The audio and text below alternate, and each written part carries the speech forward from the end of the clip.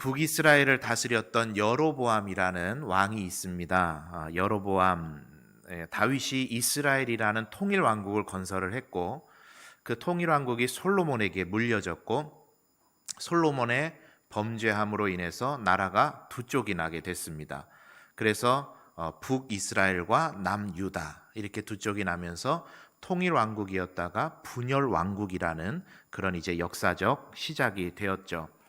그때 북이스라엘이라는 나라를 세웠던 왕이 여로보암이라는 왕입니다. 칭해서 여로보암 1세다 이렇게 우리가 이야기를 하는데 나라를 건국했다, 나라를 만들었다 라는 개념과 그리고 사실 이 나라가 두 쪽이 날 때 남유다와 북이스라엘로 두 쪽이 날 때 북이스라엘의 여로보암을 따랐던 지파는 이스라엘의 12지파 중에서 10지파였습니다. 남유다를 따랐던 지파는 2지파였습니다. 누가 더 인기가 많아요? 누가 더 인기가 많아요? 북이스라엘이 인기가 많았어요. 그러니까 나라의 건국 그리고 사람들이 많이 따랐다라는 그러한 평가를 가지고 우리가 그 사건을 들여다보면 이 여로보암 1세는 참 대단한 왕인 거죠. 나라를 만들고 많은 사람들이 따랐던 왕입니다. 여로보암 1세. 오랜 시간이 지난 뒤에 여로보암 2세가 북이스라엘을 다스리게 됩니다. 이 두 사람이 관계 있는 인물은 아니고 이름이 같아서 1세, 2세 이렇게 부르죠. 이 여로보암 2세가 왕이 된 다음에 41년 동안을 통치하게 되는데 굉장히 통치 기간에 있어서는 장수했던 왕입니다. 그리고 이 여로보암 2세는 특징적인 것이 이 여로보암 2세가 다스릴 때 이 이스라엘이 북이스라엘이 크게 부흥을 맞이했는데 하맛 어귀에서 사해까지 그 영토가 넓어졌다. 성경이 이렇게 적습니다. 보통 이스라엘이 크게 부흥해서 영토가 많이 확장된 것을 이야기할 때 단에서 브엘세바까지 하맛 어귀에서 사해까지 이런 식으로 이야기를 하거든요. 그 뭐 이제 남의 나라 이야기니까 잘 이해가 안 되면 우리나라 이야기로 치자면 백두에서 한라까지 이렇게 하면 이해가 되시죠. 그러니까 그 당시에 나라가 굉장히 부강하고 그 영토가 굉장히 커졌던 때, 부강한 나라가 됐던 때, 그때가 여로보암 2세 때입니다. 그래서 앞서 말씀드린 것처럼 다시 비유를 해보면 나라의 흥망성쇠라는 관점을 가지고 보면 이 여로보암 2세는 잘했어요, 못했어요?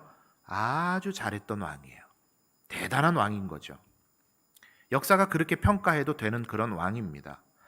자, 그런데 안타깝게도 이 두 왕을 하나님께서는 악한 왕이다 이렇게 평가를 해버리셨어요. 악한 왕이다.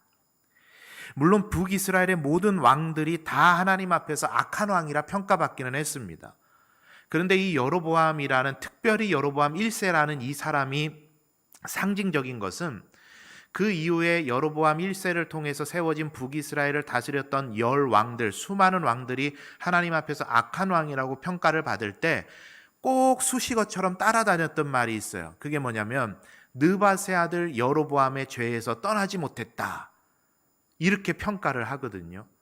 그러니까 이 여로보암 1세, 특별히 여로보암 1세 그리고 여로보암이라는 이 이름을 가진 왕은 이스라엘의 왕들 중에서도 악한 것의 대명사, 악한 왕, 하나님을 따르지 않았던 왕 하면 수식어로 등장할 만큼 하나님 앞에 인정받지 못했던 왕이 이 여로보암이라는 왕이었습니다. 참 인기가 많았고 많은 사람들이 따랐고 나라를 세웠고 나라를 부국강성하게 만들었던 왕들임에도 불구하고 왜 성경은 이 여로보암이라는 사람에 대해서 악한 왕이라고 평가를 내릴까요? 그들의 삶이 하나님을 기쁘게 하는 삶이 아니었기 때문입니다. 하나님께서 세워진 왕들을 보시고 평가할 때, 그리고 오늘 우리 그리스도인들을 보고 평가하실 때 하나님께서 우리를 평가하시는 잣대가 하나라는 것을 성경은 우리들에게 보여주고 있는 겁니다. 우리가 얼마나 많은 업적을 세웠냐? 얼마나 많은 재산을 가지고 있었냐? 얼마나 많은 일들을 감당했냐? 어떤 직분을 가지고 있었냐? 그걸 보고 하나님 평가하신다는 게 아니에요. 얼마나 그 사람을 많이 따랐냐, 얼마나 사람들이 좋아했냐, 이걸 보고 하나님 평가를 안 하신다는 거예요. 뭘 보고 평가하신다? 하나님을 기쁘게 했느냐 못했느냐, 그걸 보고 평가하신다라는 거예요.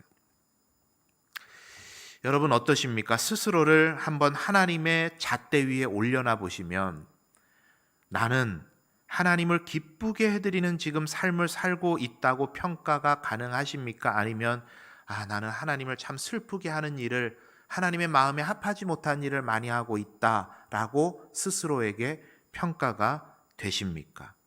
오늘 이 부분을 여러분과 한번 살펴보려고 합니다. 지난 시간부터 기다리는 사람들이라는 주제로 말씀을 가지고 지금 말씀을 나누고 있습니다. 우리는 예수 그리스도의 재림을 기다리는 사람들입니다. 그리고 지난 시간에 말씀드린 것처럼 데살로니가 전후서의 말씀은 데살로니가 교회의 교인들에게 이 세상의 종말이 어떤 것인지, 그리고 우리가 기다리는 그리스도의 재림이라는 것은 어떤 것인지, 그리고 무엇보다도 그 재림을 기다리는 사람들로서 어떻게 우리가 살아가야 되는지, 그것에 대해서 말해주는 책입니다.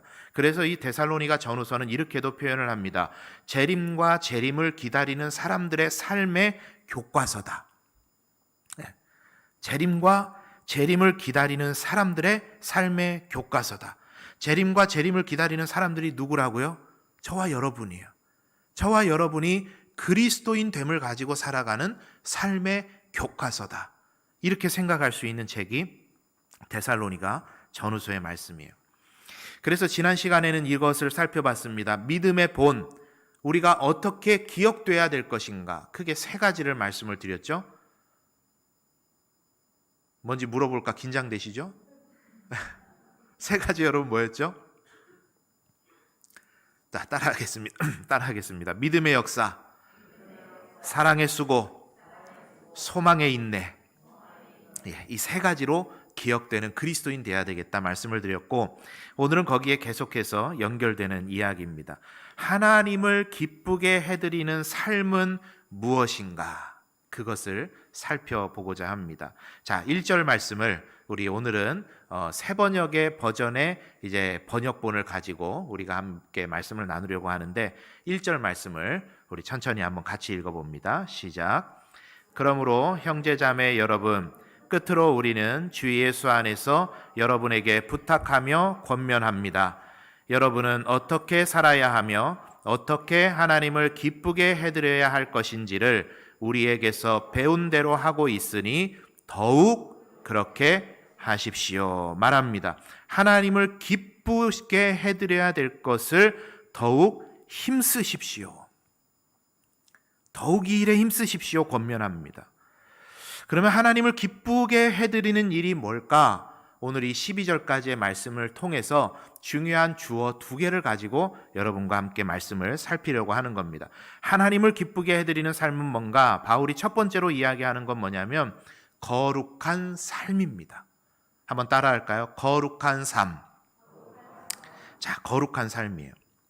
자, 3절과 7절 말씀을 보는데 우리 3절 먼저 한번 같이 볼까요? 읽어봅니다. 시작. 하나님의 뜻은 여러분이 성결하게 되는 것입니다. 여러분은 음행을 멀리하여야 합니다. 하나님의 뜻은 여러분이 어떻게 되시는 것이라고요? 성결하게 되는 것이다. 7절도 한번 봅니다. 읽어봅니다. 시작. 하나님께서 우리를 불러주신 것은 더러움에 빠져 살게 하시려는 것이 아니라 거룩함에 이르게 하시려는 것입니다. 무엇에 이르게 하신다고요? 거룩함에 이르게 하시는 게 하나님의 뜻이다. 3절에서는 성결이라 표현을 했고 7절에서는 거룩이라고 했는데 둘 다 하기아스모스라고 하는 헬라어 원어로 되어 있어요. 똑같은 단어예요. 그러니까 둘 다 거룩이라고 이해를 하셔도 괜찮습니다. 거룩함을 하나님께서 요구하신다라는 거예요. 앞서 데살로니가 지역이 어떤 지역이었는지에 대해서는 지난 시간에 제가 잠깐 설명을 드렸습니다. 데살로니가는 한마디로 표현하면 육신의 정욕을 따라 살아가는 도시였어요. 육신의 정욕을 쫓아. 그런데 그 특별히 육신의 적용을 따르는 삶 중에서도 바울이 심각하게 문제 제기를 하는 것이 바로 뭐냐면 음행에 관한 문제였습니다. 음행. 왜 데살로니가 교인들에게 음행을 멀리하라고 특별하게 권면을 하고 있느냐? 당시 데살로니가라는 지역은 성경학자인 브루스라는 학자에 따르면 그가 적어놓은 책의 내용을 한번 제가 그대로 옮겨 읽어드리겠습니다. 그 당시 데살로니가 지역의 이방인들은 결혼 외적인 성적 결합이 묵인되었고 심지어 어떤 종류의 성적인 결합은 장려되기까지도 했다. 남자는 아내 외에 지적 교제를 나눌 수 있는 한 여자를 더 소유할 수 있었다. 그리고 노예제도로 인해서 쉽게 첩을 소유할 수 있었고 어떤 이교도들은 음행을 신성시하기도 했다. 그게 데살로니가 지역에 살아가던 수많은 이방인들, 유대인들이 아닌 이방인들, 그리고 그곳에 섞여 살아가는 유대인들에게 나타났던 음행에 관한 증거들입니다. 당시 이방인들의 사회 풍조였다라는 거예요.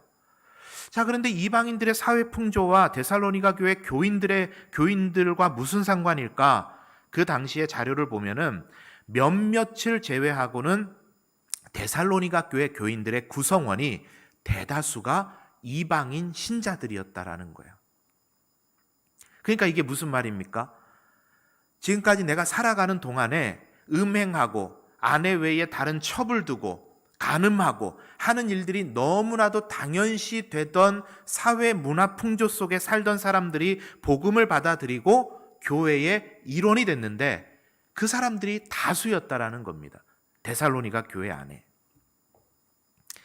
그러니 바울은 그러한 인식과 사람들의 습관에 물을 빼는데 굉장히 많은 에너지를 쏟아부을 수밖에 없었던 거예요. 이렇게 한번 생각을 해볼까요? 우리나라도 마찬가지였어요. 일전에 제가 이제 금산교회 이야기를 드리면서 양반 조덕삼, 마부 이자익, 장로 선출 선거를 했는데 양반은 떨어지고 마부였던 이자익은 당선된, 그리고 서울에서 있었던 이야기들 들려드리지 않았습니까? 양반과 천민들이 같은 교회에서 신앙생활하다가 양반들은 장로 투표에서 떨어지고 천민들이 당선되자 양반들이 박차고 나가서 교회를 따로 세우고 했던 그 역사들. 그 배경이 교회 안에 그대로 있었던 이유가 뭡니까? 그 당시 조선 말 근대화되던 시점, 조선시대의 그 고정관념이 뭐였어요? 반상의 제도. 양반과 천민은 같이 할 수 없다.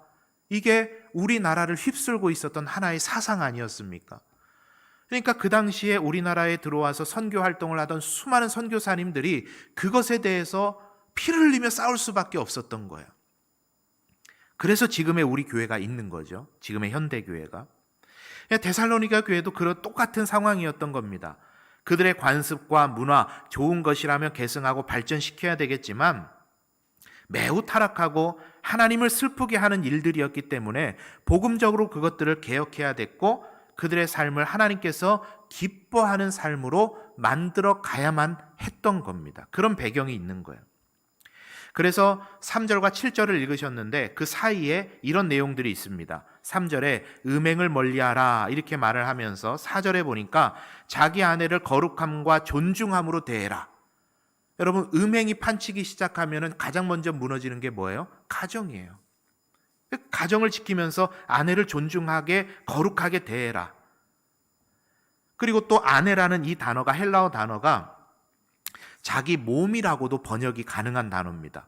그렇게 대입해 보면 뭐예요? 자기 몸을 아무렇게나 막 내주고 사용하지 말고 거룩함과 존중함으로 하나님 주신 이 몸을 대해라. 그런 이야기 하는 거죠. 5절에 보니까 이방인들의 습관처럼 세욕에 빠지면 안 된다. 이런 권면들을 했던 거예요. 자, 종합하면 그 당시에 데살로니가 지역에 그리고 그 교회 속에 음행이라는 주제가 너무나도 선명하게 드러나는 것이었기 때문에 바울은 지금 음행에 관해서 쭉 이야기를 펼쳐가고 있지만 바울이 통틀어서 우리들에게 전해주고 있는 메시지는 바로 이것입니다. 세상 모든 사람들이 그렇게 한다고 그렇게 따라가지 말고 구분된 거룩한 하나님의 백성으로 하나님의 가치관을 쫓아 사람들의 가치관 따르지 말고 세상의 가치관 따르지 말고 그 시대의 풍조에 따르지 말고 하나님의 가치관을 우선에 두고 그 가치관을 따라가는 사람이 그리스도인이다. 그것을 바울은 이야기를 해주고 있는 겁니다. 여러분, 마지막 때를 살아가는 그리스도인들이 하나님을 기쁘게 해드리는 삶을 산다는 것은 다수를 따라가는 삶이 아니라 항상 하나님의 가치관을 따라가는 삶이 될 때 그 삶을 하나님께서 기뻐하신다라고 이야기를 하는 겁니다. 그것을 성경은 항상 이야기할 때 구별된 삶이다 이야기를 하고, 그 구별이라는 의미를 가지고 거룩한 삶이다 이렇게 표현을 하는 거예요. 여러분, 현 시대를 우리가 살아가면서 이 바울이 이야기하고 있었던 이 성적인 타락에 대해서 말하지 않을 수 없는 시대입니다. 얼마나 성적으로 타락한 시대인지 두말하면 잔소리죠. 이것저것 제가 말씀 안 드리겠습니다. 여러분이 알고 느끼시는 바 아니에요?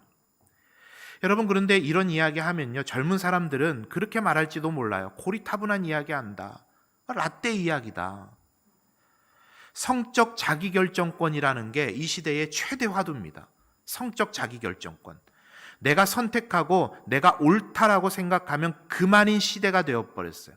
내 몸이니까 내 성도 내 마음대로 하면 된다라고 생각합니다. 많은 진보적인 목회자들이요, 이미 젊은이들은 그런 세상 문화 속에 살아가고 있는데 안 된다고만 하면 어떻게 하냐, 이해하고 치유하고 회복해 가야 된다, 그 뜻은 물론 알겠지만 여러분, 우리가 안타깝게 생각해야 되는 것은요, 세상이 그렇게 간다 그래서 거기에서부터 시작해서 하나님의 뜻을 살펴서는 안 되는 거예요. 하나님의 뜻을 통해서 세상을 바라봐야 되지, 세상이 가는 모습을 보고 하나님을 이해하려고 하면 안 돼요. 그래서 바울이 오늘 말씀을 통해서 분명하게 이야기하는 것은 성은 하나님께서 주신 것이고 배우자를 위해 주신 거라는 거예요. 배우자를 위해 성이 사용이 돼야 되고 배우자를 통해 성에 대한 기쁨이 얻어져야 된다라는 그 이야기입니다. 그게 하나님께서 기뻐하시는 거룩함이라는 거예요. 자, 그러면 성 문제만이 아니라 오늘 본문에서 성에 대한 이야기를 다루고 있으니까 이 정도 이야기를 말씀을 드리고, 여러분, 인류 역사에 있어서 성적인 타락은 그 시대의 사람들이 얼마나 육신의 만족을 쫓아 살아가는지를 나타내는 하나의 지표였습니다. 그 시대를 살아가는 사람들이 얼마나 육신의 것에 매몰되어 살아가는지의 가장 중요한 지표로서 나타나는 게 뭐냐면 성적 타락이었어요. 그렇다면 여러분, 현 시대를 우리가 살펴봐야 되지 않겠습니까? 성적 타락뿐만이 아니라 얼마나 사람들이 육신적인 혹은 세상의 가치관에 이끌려 살아가고 있는지. 여러분, 성경을 한번 읽어보시면요, 성경의 주제는 딱 두 가지로 극명하게 나뉩니다. 이것 아니면 이것이에요. 그게 뭐냐? 해야 할 것과 하지 말아야 될 것에 대한 이야기예요. 해야 될 것과 하지 말아야 될 것. 에덴 동산에 하나님께서 아담과 하와를 두셨습니다. 여러 가지 이야기하셨어요. 두 가지로 나눠보면 딱 갈립니다. 해야 될 것과 하지 말아야 될 것 이야기하셨어요. 10계명에 우리에게 10계명을 주셨습니다. 10개의 계명을 주셨습니다. 2개의 해야 될 것과 8개의 하지 말아야 될 것. 유대인들이 탈무드를 통해서 하나님께서 주신 율법을, 그 성경 말씀에 있는 율법들을 다 헤아려서 추스려서 말씀을 근거로 그것을 쫙 나열을 해봤더니 613개가 나오더라. 248개의 해야 될 것과 365개의 하지 말아야 될 것. 이게 무슨 이야기냐면, 하나님께서 그리스도인들에게 요구하시는 것은 세상 사람들이 다 한다고 무작정 따라가지 말고 해야 될 것과 하지 말아야 될 것을 구분하고 사는 게 거룩함이다라고 말씀하시는 거예요. 그 구분은 어떻게 해야 되죠? 하나님의 말씀을 기준으로. 여러분, 예수님의 재림을 기다리면서 마지막 때를 살아가는 우리들이 하나님을 기쁘시게 해드리는 삶은 바로 거룩함을 선택하고 유지하는 삶입니다. 세상이 다 그렇다고 한다고 그런 줄 알지 말고, 세상이 아니라고 한다고 아닌 줄 알지 말고, 세상 모든 사람들이 괜찮다고 한다고 괜찮은 줄 알지 말고 하나님의 말씀을 기준으로 그 말씀에 끊임없이 비추어서 어떤가? 하나님의 말씀에 끊임없이 비추어서 내가 지금 취해야 할 자세는 뭔가? 하나님의 말씀에 끊임없이 비추어서 내가 지금 가져야 될 마음은 무엇인가? 세상의 가치관을 따르지 않고 하나님의 가치관을 따르는 삶, 그것이 거룩이고 그리스도인들이 그러한 삶을 하나님께서는 기뻐하신다라고 말씀하시는 거예요. 저와 여러분의 삶이 하나님을 기쁘시게 해드리는 그런 삶이 되시기를 원합니다. 그렇게 하게 되되 거룩한 삶을 통해서, 구분된 삶을 통해서 세상을 따르는 삶이 아니라 하나님을 온전히 따르는 그런 삶이 되어서 하나님을 기쁘시게 하는 그런 복된 이 한 주간의 저와 여러분의 삶이 다 되시기를 바랍니다. 구분되라. 무작정 따라가지 말고 말씀을 기준으로 해서 구분되라. 그게 거룩한 삶이에요.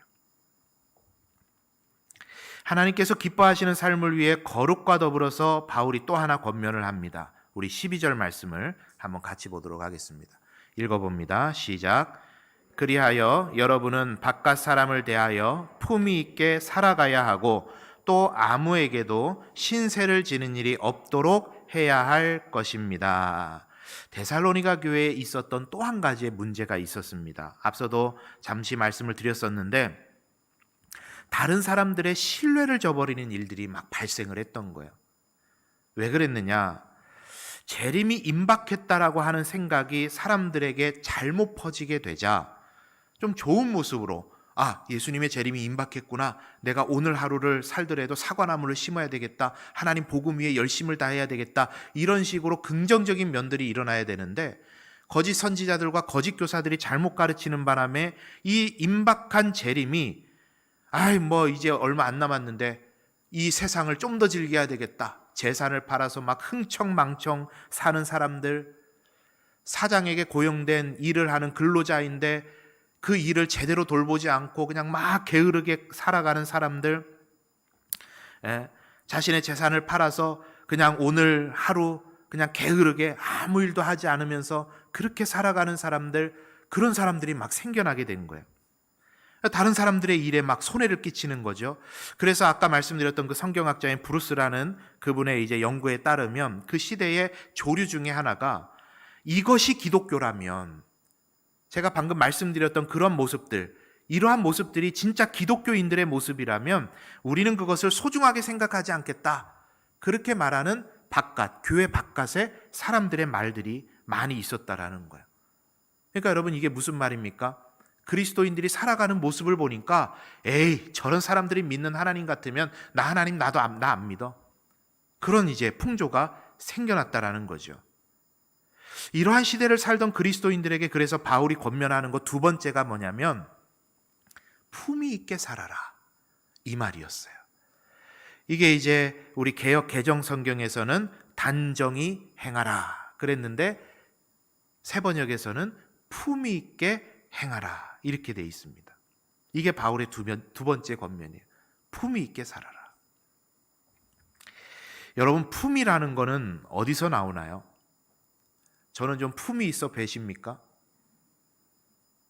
일부 예배 때는 제일 앞에 앉아서 막 고개를 절레절레 흔드는 권사님이 계셔서 제가 마상을 입었는데 마음의 상, 농담입니다. 품위는 어디서 나와요? 제가 예전에 전임 전도사를 시작하고 그때 당시만 해도 그 신용카드를 쓰면 종이가 나와서 그거에 사인을 하잖아요. 그죠? 요새는 뭐 판에다가 이렇게 하지만 종이에다 했단 말이야. 그래서 좀 품위가 있어야 되겠다 해서 이제 메이커 볼펜을 하나 사서 속주머니에 탁 끼고 항상 다니는 거예요. 그러면 이제 사인해야 되면 탁 꺼내서 탁 사인하고. 그럼 품위 있을까 봐. 그런데 이내 알았죠, 제가. 그런 데서 품위가 나오는 건 아니에요. 품위는 어디서 나오느냐? 말과 행실에서 나와요. 그 사람의 품위는 말에서 행동에서 나옵니다. 무례한 시대를 품위 있게 건너는 법이라는 책을 접하게 됐습니다. 사서 읽어보지는 않았는데 인터넷을 통해서 서평된 내용들을 쭉 훑어봤습니다. 평소에 제가 입버릇처럼 하던 말들이 그 안에 많이 들어가 있었어요. 제가 평소에 이런 생각을 하거든요. 요즘 시대 왜 이렇게 사람들이 품위가 없을까? 그런 생각을 하거든요. 인터넷 댓글 문화, 이건 뭐 말할 필요도 없어요. 아까도 오미크론 이야기 드렸지만 오미크론이 들어오면서 그 이제 첫 그 사례 전파자가 참 안타깝게도 그렇죠. 그런 분이셨어요. 그 기사를 보면서 기사를 딱 보고 댓글이 수천 건이 달려 있는 거예요. 이제 누르면 댓글이 보이는 거예요. 제가 안 눌러봤어요. 너무 마음 아플까 봐. 여러분 요즘 인터넷 댓글만 보면은요, 아니 사람이 얼굴 맞대고 이야기해도 저렇게 이야기할 수 있을까 싶을 정도로 참 품위가 없어요. 사람들의 말이. 뉴스를 통해 기사화되는 내용들, 기가 막힌 일들 너무 많아요. 우편함에 전단지 꼽은 게 이 70대 할머니를 앞에 무릎 꿇릴 정도의 그런 일입니까? 여러분 뉴스 통해 보셨죠? 기사 통해서. 참 그래요. 운전 중에 시비, 층간소음으로 인한 살인, 데이트 폭력, 가정 폭력, 영유아 유기, 아동 학대, 동물 학대. 저는 요즘 뉴스를 보다 보면은요, 성경에 보면 사마리아 성이 아람 군대에게 포로 전쟁 중에 포위되어서 모든 복음로가 끊어지고 그 사마리아 성이 굶주리게 될 때 자기 아이들을 삶아 잡아먹는 일들이 있었단 말이에요. 참 엽기적인 성경 속에 있는 이야기다 싶은데, 아니 요즘 시대를 보면은요, 이게 현 시대에도 충분히 가능한 일 아닌가? 조금만 심하게 생각해 보면 그런 생각이 들 정도로 참 품위가 없는 시대이다 생각합니다. 자, 그런데 하나님께서 이 품위를 기뻐하신대요. 품위를. 이게 무슨 말일까요? 이걸 개역 성경은 단정히 행하고 했는데, 어떤 고상한 신사숙녀들이 가지는 볼펜을 빼내서 멋지게 사인하는 그런 품위를 이야기하는 것이 아니라 그리스도인 됨의 품위를 이야기해요. 그리스도인 됨의 품위. 그리스도인이기 때문에 말의 품위가 있어야 하고, 그리스도인이기 때문에 행동의 품위가 있어야 돼요. 거기에 맞는 격이 있어야 됩니다. 왜냐? 여러분의 그리스도인 됨을 통해, 그 품위를 통해 사람들이 하나님을 보기 때문입니다. 예수님 말씀하시지 않아요? 너희의 착한 행실을 보고 하늘에 계신 너희 아버지께 영광을 돌리게 하라. 여기서 말하는 착한 행실이 오늘 바울의 표현대로 하자면 그리스도인의 품위예요. 복음이 증거되고 우리의 입술을 통해 복음이 증거되는 것도 너무 귀한 일이지만, 믿지 않는 이들에게 하나님의 복음이 증거되는 너무 중요한 통로는 뭐냐? 그리스도인들의 착한 행실. 오늘 본문의 표현을 통해 보면 그리스도인들의 그리스도인 됨의 품위. 그것을 통해 복음이 증거된다라는 겁니다. 그래서 이와 관련해서 바울이 데살로니가 교회에 편지를 보낸 것과 같은 이유로, 재림의 때를 준비하라는 같은 이유로 예수 그리스도의 재림을 기다리는 성도들의 삶의 자세를 또 이야기했던 성경이 어디냐면 베드로 전후서입니다. 그 베드로 전후서의 말씀을 통해서 베드로 사도는 베드로후서 1장에서 이런 이야기를 했어요. 4절에서 7절인데 한번 제가 읽어드릴 테니까 눈으로 같이 한번 따라 보시죠. 이로써 그 보배롭고 지극히 큰 약속을 우리에게 주사 이 약속으로 말미암아 너희가 정욕 때문에 세상에서 썩어질 것을 피하여 신성한 성품에 참여하는 자가 되게 하려 하셨느니라. 신성한 성품에 참여하는 자. 그래서 그 신성한 성품이 뭐냐? 그러므로 너희가 더욱 힘써 너희 믿음의 덕을, 덕의 지식을, 지식의 절제를, 절제의 인내를, 인내의 경건을, 경건의 형제우애를, 형제우애의 사랑을 더하라. 이렇게 말을 한 거예요. 그러니까 단어의 표현은 달라요. 베드로는 신성한 성품이라 표현했고, 바울은 그리스도인 됨에 품이 있는 삶이라 표현을 했는데, 마지막 때를 살아가는 그리스도인들에게 있어야 되는 그 모습이 뭐냐? 믿음의 덕, 지식, 절제, 인내, 경건, 형제 우애, 사랑. 이러한 중요한 모습들을 통해서 하나님께서는 그 그리스도인들의 삶을 보고 기쁨을 가지신다라는 거예요. 그걸 보고 우리를 그리스도인이라 인정하신다라는 겁니다. 전화 상담원을 대하는 여러분의 말의 품위, 어려운 이웃을 대하는 여러분의 행동의 품위, 지인을 대하는 언행의 품위, 직장에서 하급 직원을 대하는 여러분의 행동의 품위, 교회 안에서 성도를 대하고 말하고 주고받는 언행의 품위, 그것이 바로 마지막 때를 살아가는 그리스도인들이 반드시 갖춰야 되는 영적인 모습이라고 바울은 권면을 하는 것입니다. 바라는 것은 우리 연산교회 모든 성도님들은 품위 있는 그리스도인 되시기를 바랍니다. 성경에서 말하는 영적인 질서들이 잘 자리 잡고 있는 그리스도인, 성경에서 말하는 사랑의 원리가 작동하여 삶을 지배하는 그런 그리스도인, 혀는 곧 불이라, 그 혀를 잘 다스려서 말을 통해 그리스도인됨을 드러나는 그런 품위가 있는 그리스도인, 그런 그리스도인이 될 때 하나님께서는 저와 여러분을 이 마지막 시대에 사용해 주시고 칭찬해 주실 줄 믿습니다. 여러분, 말씀을 정리하겠습니다. 예수님의 재림의 때가 가까워질수록 세상은 어지럽고 혼란스러워진다고 성경은 이야기하고 있습니다. 계속해서 사람들은 육신을 쫓아가는 삶으로 계속해서 빠져들어갈 것이라 경고합니다. 성경이 말하는 바예요. 그러한 때를 살아가고 있는 그리스도인 된 저와 여러분이 하나님께서 기뻐하시는 모습으로 살아가는 길은 거룩한 삶으로, 무조건 세상을 따라가는 삶이 아니라 하나님의 말씀을 기준으로 해서 선택하고 판단하는 구분된 거룩한 삶으로, 그리고 그리스도인 됨을 나타내는 품위 있는 언행으로 하나님을 기쁘게 하는 삶을 살 것을 권면하고 있고, 저와 여러분이 그러한 삶이 되도록 하나님의 말씀은 우리를 경책하고 계십니다. 이 한 주간도 거룩한 삶으로, 그리고 품위 있는 그리스도인의 삶으로 하나님의 뜻을 세상 가운데 드러내며 살아가시는 우리 모든 성도님들 다 되시기를 바랍니다.